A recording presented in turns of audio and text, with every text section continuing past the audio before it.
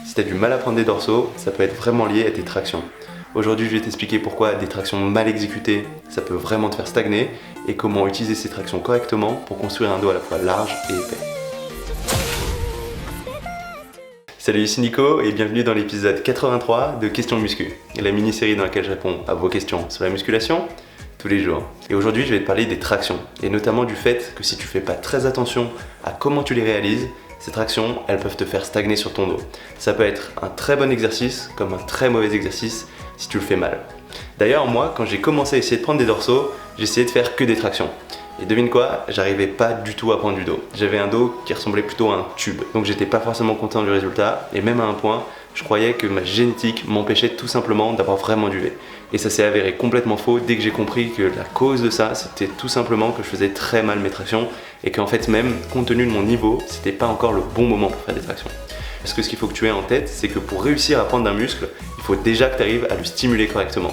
Et pour ça, il faut que ce muscle soit complètement étiré, puis complètement contracté avec la bonne charge, et que tu arrives à l'isoler correctement. Et du coup, si tu fais pas correctement les exercices, si tu n'arrives pas à bien isoler le muscle que tu essayes de cibler, que tu n'as pas une amplitude complète, tu vas pas réussir à progresser. Et il y a des exercices qui vont être plus durs à prendre en main que d'autres, et ça va être notamment le cas des tractions.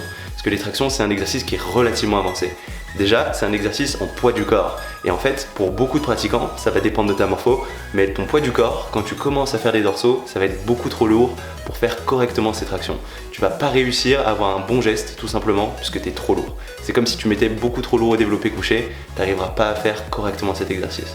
Donc c'est un premier point. Le deuxième point, c'est que c'est aussi un exercice qui est un petit peu technique, que tu vas pouvoir tricher assez facilement avec tes biceps si tu fais pas très attention à la position de tes coudes.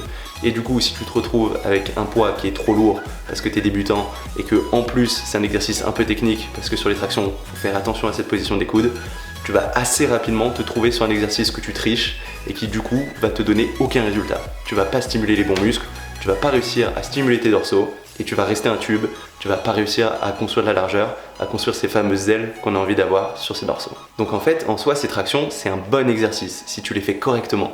Mais quand tu es débutant, il y a très peu de chances que tu aies suffisamment de force pour les faire correctement. Et du coup, tu vas pas du tout en retirer des bons résultats. Parce que du coup, la plupart des pratiquants, ils vont pas descendre suffisamment bas, ils vont pas complètement étirer ces dorsaux, et ils vont pas remonter suffisamment haut, ils vont pas complètement les contracter. Donc ça va être beaucoup moins efficace pour stimuler ces dorsaux. Ou alors aussi, ce que j'observe, c'est des personnes qui vont aller très vite, qui vont utiliser l'inertie, qui vont utiliser l'effet d'élasticité dans leurs tendons pour descendre et remonter. Et en fait, le problème de ça, c'est que quand tu utilises ce rebond, tes muscles ils vont pas travailler pendant ce temps. Du coup, tu vas pas les stimuler correctement et tu n'arriveras pas à les faire grossir.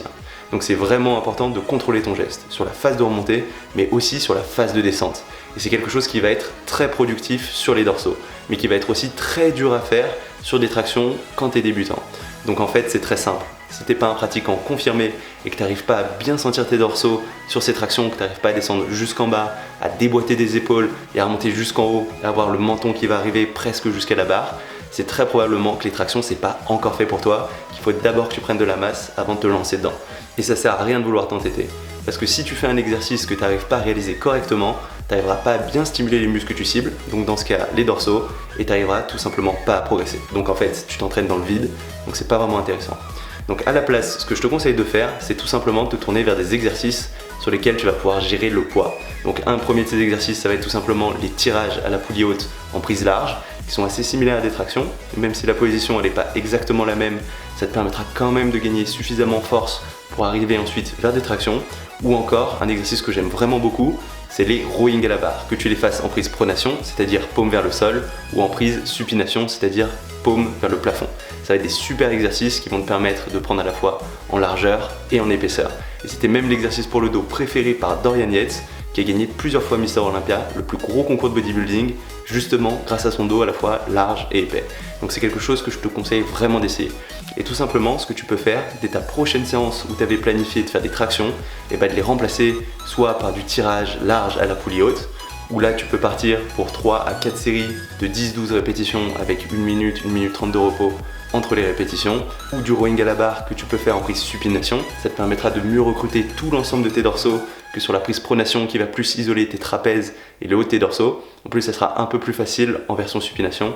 Par contre, attention à ta position des coudes, à bien les garder le long du corps, à les avoir qui pointent vers l'arrière, à avoir une amplitude complète, parce que sinon tu n'arriveras pas à bien isoler ces dorsaux, tu auras plus tendance à travailler que les trapèzes et les biceps. Donc ce que je veux que tu retiennes de cette vidéo, c'est que les tractions, ça peut être une vraie raison de stagnation sur tes dorsaux.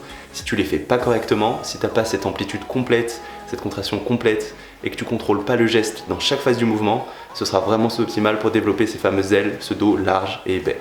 Ces tractions, elles peuvent être bien que si tu as le niveau pour les faire.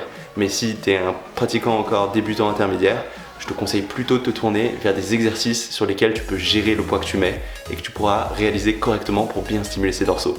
Donc typiquement, ce tirage à la poulie haute en prise large, il sera très bien pour travailler toute la largeur de ton dos, en particulier dans sa partie haute, et les rowing à la barre, notamment le rowing penché en avant à la barre en prise supination, il sera excellent pour travailler tout l'ensemble de ton dos, à la fois en largeur et en épaisseur.